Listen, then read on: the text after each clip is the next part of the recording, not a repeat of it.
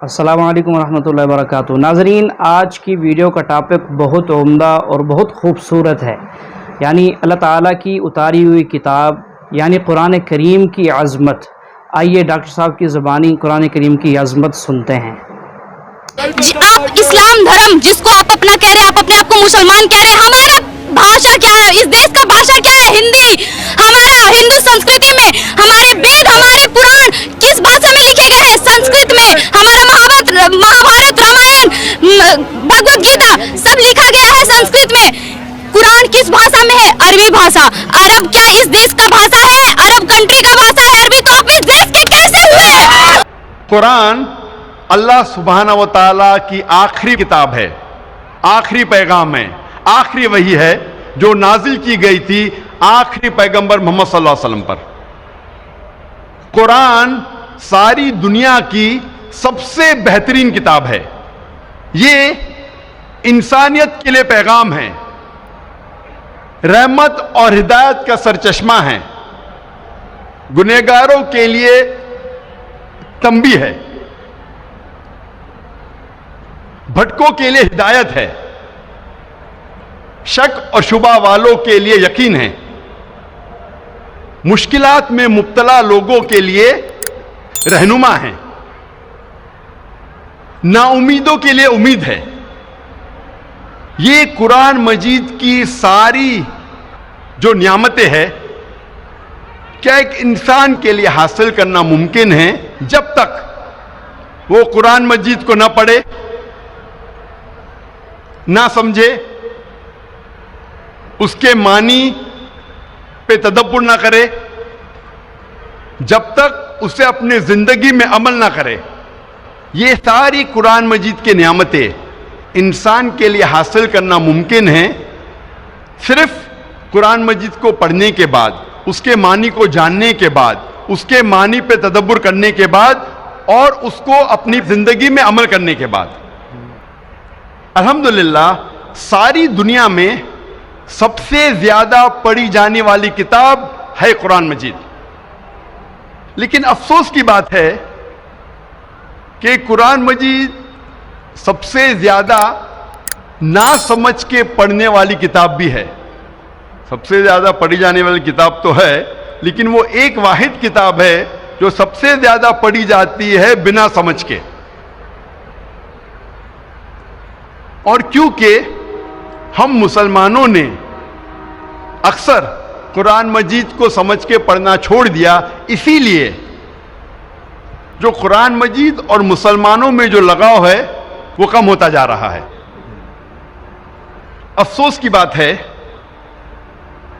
کہ اگر کوئی قرآن مجید پڑھتا ہے اور اس کا دل نہیں بدلتا، اس کی زندگی میں کوئی تبدیلی نہیں آتی، یہ افسوس کی بات ہے۔ اللہ تعالیٰ فرماتے قرآن مجید میں سورہ ال عمران میں سورہ نمبر 3 آیت نمبر 110 میں کنتم خیر امۃ اخرجت للناس، اے مسلمانوں آپ سارے جہاں میں سب سے بہترین امہ ہیں۔ اللہ سبحانہ و تعالی ہم مسلمانوں کی تعریف کر رہا ہے، ہمیں ایک اونچا عہدہ دے رہا ہے۔ جب بھی تعریف کی جاتی ہے، جب بھی کوئی اونچا عہدہ دیا جاتا ہے، اس کے ساتھ ذمہ داری لازم ہے۔ جب اللہ سبحانہ و تعالی فرماتے ہیں کہ ہم سارے جہاں میں سب سے بہترین امہ ہیں، اس کے ساتھ ذمہ داری بھی ہے۔ اللہ تعالیٰ اسی آیت میں فرماتے ہیں تأمرون بالمعروف وتنہون عن المنکر وتؤمنون باللہ، کیونکہ ہم لوگوں کو اچھائی کی طرف بلاتے ہیں اور برائی سے روکتے ہیں اور اللہ سبحانہ و تعالیٰ پہ یقین رکھتے ہیں۔ اللہ سبحانہ و تعالیٰ فرماتے ہیں کہ ہم سارے جہاں میں سب سے بہترین امہ ہیں کیونکہ ہم لوگوں کو اچھائی کی طرف بلاتے ہیں اور برائی سے روکتے ہیں۔ جب تک ہم قرآن مجید کو سمجھ کے نہیں پڑھیں گے، ہمیں کیسے پتہ لگے گا کہ کیا اچھا ہے کیا برا ہے؟ اگر ہم قرآن مجید نہیں سمجھ کے پڑھیں گے اور لوگوں کو اچھائی کی طرف نہیں بلائیں گے اور لوگوں کو برائی سے نہیں روکیں گے، ہم مسلمان کہنے کے لائق نہیں ہیں، ہم خیرہ امہ کہنے کے لائق نہیں ہیں۔ قرآن آتا ہے لفظ قرأ سے، جس کے معنی ہیں، قرآن کے معنی ہے کتاب، پڑھو۔ قرآن کو کہا گیا فرقان، جو حق اور باطل کے درمیان فیصلہ کرتا ہے. فرقان کرائٹیریا ٹو جج رائٹ فرام رانگ، وہ کتاب جو حق اور باطل کے درمیان فیصلہ کرتی ہے. جب تک ہم قرآن مجید کو سمجھ کے نہیں پڑھیں گے ہمیں کیسے پتہ لگے گا کیا حق ہے اور کیا باطل ہے. اسی لیے قرآن مجید کو سمجھ کے پڑھنا بہت ضروری ہے. آج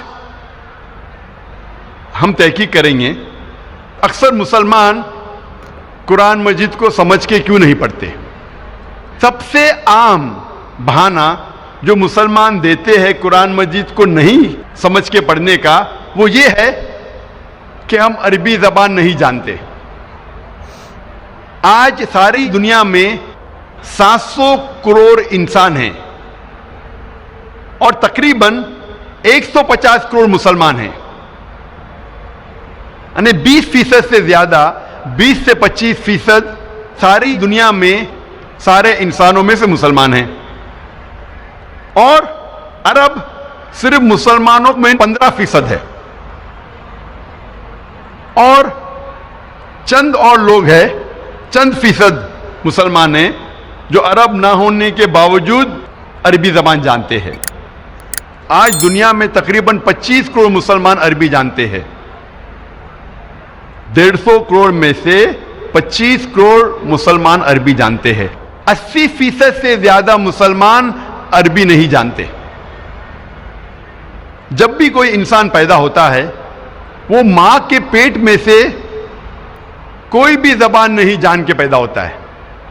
وہ پیدا ہونے کے بعد سب سے پہلی زبان جو سیکھتا ہے وہ اپنی مادری زبان ہے تاکہ وہ اپنے فیملی کے لوگ سے گفتگو کر سکے، ان کو سمجھ سکے. اس کے بعد وہ معاشرے کی زبان سیکھتا ہے تاکہ وہ ان کے ساتھ کمیونیکیٹ کر سکے. اور جب وہ اسکول یا کالج میں جاتا ہے تو جس زبان میں تعلیم حاصل کرتا ہے وہ زبان سیکھتا ہے. اکثر دنیا میں لوگ کم از کم 2 یا 3 زبان تو جانتے ہیں، کم از کم 2 یا 3 زبان جانتے ہیں. کچھ لوگ 4 یا 5 زبان جانتے ہیں، کچھ لوگ 6 یا 7، کچھ لوگ کو کہتے ہیں لنگوسٹ، بہت سارے زبان جانتے ہیں. لیکن اکثر کم از کم انسان 2 یا 3 زبان تو جانتا ہے. کیا یہ ضروری نہیں ہے کہ ہم وہ زبان بھی جانیں جس میں ہمارا آخری پیغام، ہمارے رب، ہمارے خالق نے آخری پیغام بھیجا؟ کیا وہ زبان ہمیں نہیں جاننا چاہیے؟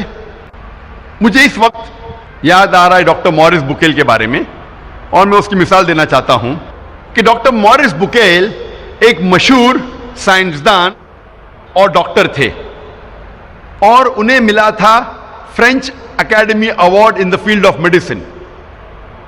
اور ڈاکٹر موریس بکیل جو عیسائی تھے انہیں چنا گیا تھا ریسرچ کے لیے ممی آف منپٹا کا. ممی آف منپٹا وہ فرعون جو موسیٰ علیہ السلام کے وقت تھا، اس کے جسم اسے کہتے ہیں ممی، اس کے اوپر ریسرچ کرنے کے لیے ڈاکٹر موریس بکیل کو چنا گیا تھا. اور کیونکہ ڈاکٹر موریس بکیل عیسائی تھے اور بائبل پڑھ چکے تھے، وہ جانتے تھے کہ موسیٰ علیہ السلام کا پیچھا کرتے کرتے فرعون دریا میں ڈوب گیا تھا.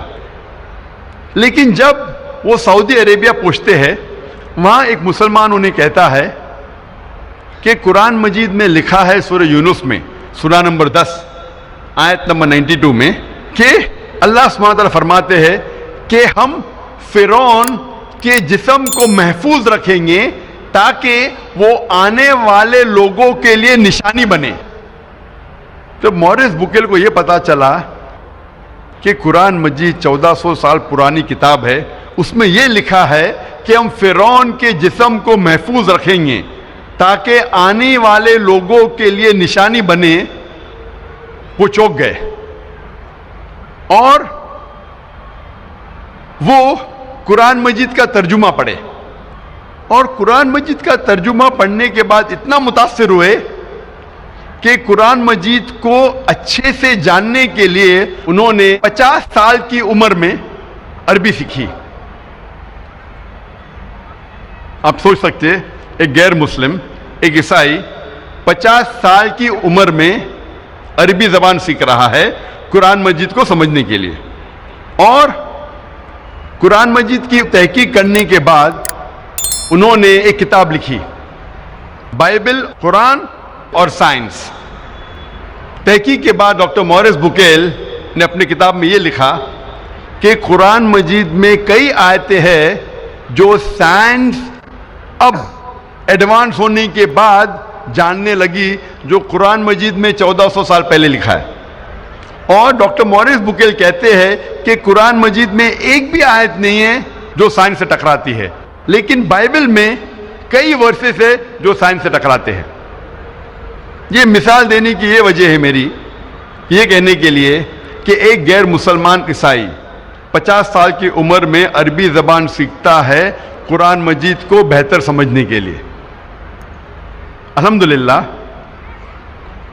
कुछ साल बाद अल्लाह सुब्हानहू डॉक्टर मॉरिस बुकेल को हिदायत देते हैं, और अल्हम्दुलिल्लाह मरने के पहले डॉक्टर मॉरिस बुकेल ने इस्लाम कबूल किया था।